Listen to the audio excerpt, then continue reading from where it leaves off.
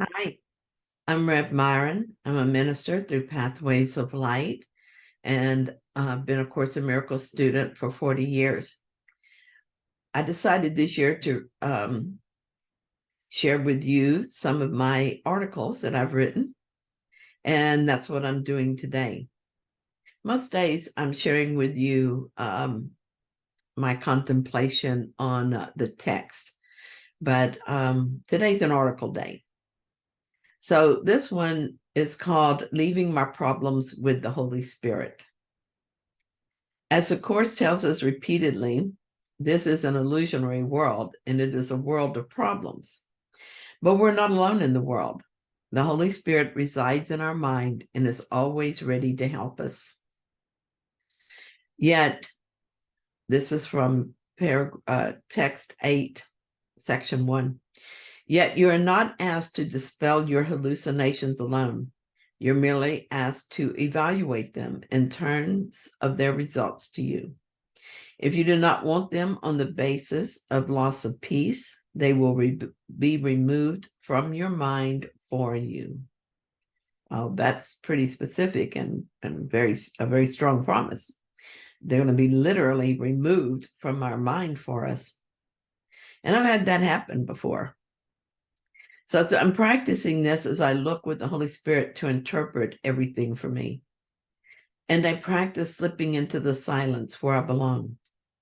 I'm doing this in little moments all through the day. I got the idea from a video by Keith Kavanaugh titled The Holy Spirit is a Silence and Stillness in Your Mind. And I have to say that even those brief moments of slipping into the silence have convinced me of its value. It really is like flying free for a little while.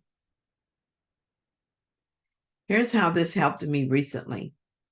I have a dear friend who suffers from depression, and something she said recently disturbed me. The moment I opened myself to that worry thought, more followed. I saw several unhappy scenarios quickly flash through my mind. I felt my stomach tighten in anxiety. If I become worried about someone, I stop immediately and question that worry. I think of worry as being an anti-prayer or a prayer for what I do not want. Instead, I rest a moment in God, relaxing the mind that wants to think about what is wrong. Then I let the Holy Spirit fill my mind with the truth. So this is what I did in this case. I stopped what I was doing and closed my eyes to block out the world for a moment. I quieted the mind and entered into the silence. I let the Holy Spirit heal my mind. It only lasted for a minute or two, but I returned to the world without those upsetting thoughts. They haven't returned.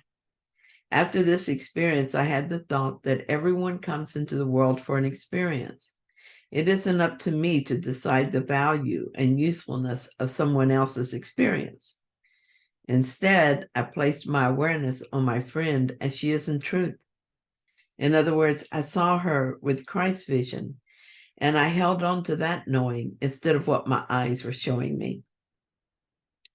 I've been using this form of forgiveness for a few days now, and I have to say that it's very relaxing to do so. Sometimes I just stop what I'm doing for no reason other than the joy of joining with the Holy Spirit. It is good practice, and it helps me form the habit of doing it. I had a grievance against someone the other day, and I went straight into the silence with it. The grievance faded away in minutes. Another way I've been using this process is with pain. Lesson 190 tells us that pain is not real. In fact, it says that if pain is real, God is not. And yet I seem to have pain. Thinking about the pain reminded me of something that happened several years ago. In order to experience God's gifts fully, we must accept them into our own mind. I do this when I forgive ideas of pain and suffering and death. I've recently been looking at the idea of pain I have now in my decision to see it differently. Thus far, this is what I've done. When I asked to see it differently, I remembered times that pain has disappeared from me, sometimes for a while and sometimes for good. Once I was giving a weekend workshop. It was the first time I'd offered a workshop that lasted for 3 days, and I was worried about how it would go. Could I do this for 3 days and still keep everyone's attention? Would I be able to stay focused so the Spirit could guide my words for a whole weekend? What happened is that I got a severe migraine, I'm sure from the stress I was causing myself. I talked to Jesus about it. How could I do this workshop while I had a migraine? I felt him assure me all would be well. And anyway, what choice did I have? I'd flown to the town where I was giving the workshop, and people had gathered from other places to attend. So I just did what needed to be done. The amazing thing is that when I was talking, I had no pain. When I would stop for a break, I would be overcome with pain and go and lie down until the break was over. This went on for the whole weekend. What I learned from that experience is that in order to feel pain, we have to place our awareness on it.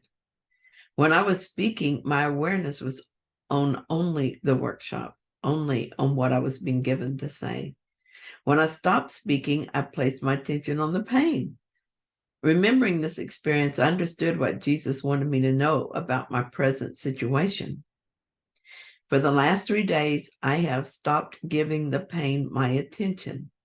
I feel the pain, but I don't think about it. I just let it be.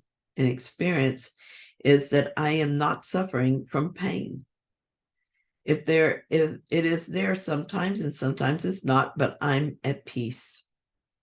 Since I've been practicing going into the silence with my upsets, I started doing that with the pain as well. With each stab of pain, I remind myself that pain is not real. And then I pause and enter the silence where I let the Holy Spirit heal my mind. My body is not pain-free yet, and maybe that will happen. But more importantly, my mind is pain-free. It's at peace and is happy. A Course in Miracles tells me that forgiveness is the means by which salvation is attained. But for this to work, it must be true forgiveness. I had to learn a new way of forgiving. I had it all wrong until I learned differently. When I forgave, it was actually an attack. I made the other guilty, and then I would attempt to let them off the hook. In true forgiveness, I recognize that the giver and receiver are the same. When I make another guilty, I make myself guilty. If I want to know my own innocence, I must know everyone else is innocent. It's not enough that I learn a new concept about forgiveness and the law of giving and receiving. I must allow the Holy Spirit to make this true in my mind that has been so confused from listening to the ego. This is why I sit in silence and allow my mind to be healed. Then I must practice what I'm learning until it is all I know about forgiveness. When I judge, I must recognize that I'm making someone guilty, and from that first error, only more error can occur.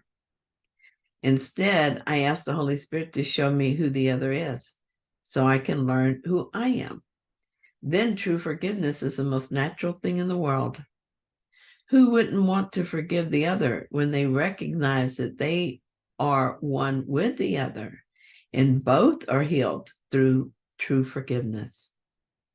When I first started this study, and for a long time after, I had to continually be reminded of what true forgiveness means and what it means that I receive as I give. It was indeed a foreign concept to me and took practice. One thing that helped me was to work in absolutes. I did not compromise on these truths. I decided that there was never a time when seeing another person as guilty was true, nor would it ever work for me to forgive guilt I believed in. I decided that I would always receive what I gave without exception, and so I strived to give only what I wanted to receive. When I was still working, I had a customer who was difficult to deal with. No matter what I did for him, it was never enough. I began to question if he was worth the effort to keep as a customer. I knew that I had to forgive, but he was constantly behaving so badly that I would have to forgive over and over. I began to wish he would quit his job and move on. I received nothing for my forgiveness efforts, and neither did he. But I was studying A Course in Miracles. And so eventually I began to realize that I wasn't practicing true forgiveness. I was forgiving as the world forgives, without regard to who he really was and seeing only his ego flaws. In other words, I made him guilty in my mind and then tried to forgive this guilty person. When I realized what he was doing, I asked the Holy Spirit to heal my mind. I wanted to see him differently, and that desire to see differently was a way to true forgiveness. I cannot say that my forgiveness of the ideas I had about him changed his behavior a great deal, but it did change the relationship. He began to see me differently when forgiveness allowed me to see him differently. When I stopped seeing the problem as him being guilty and me endlessly pardoning his guilt, the relationship was no longer adversarial. When he would want more than I could give, he didn't see it as an attack, and so he was more reasonable. Over time, he became more appreciative of my help. He began to see me more as a partner in his work than as a salesperson that he thought was out to take advantage of him. I didn't change what I was doing for him, but I changed how I thought of him through true forgiveness. And this is what changed the relationship. We actually became friends. I realized how forgiven the relationship had become when one day we ran into each other at Walmart. He smiled and gave me a hug. It surprised both of us. What I learned from this experience is this: when I judge, I must recognize that I'm making someone guilty, and from that first error, only more error can occur. Instead, I must ask the Holy Spirit to show me who the other is so that I can learn who I am. Then true forgiveness is the most natural thing in the world. Who wouldn't want to forgive the other when they recognize that they are one with the other and that both are healed through true forgiveness? Thank you so much for joining me in this reading. I hope you enjoyed it. If you found it helpful, then please like it. And if you haven't yet, then please subscribe. And I will be back tomorrow with another reading. See you then.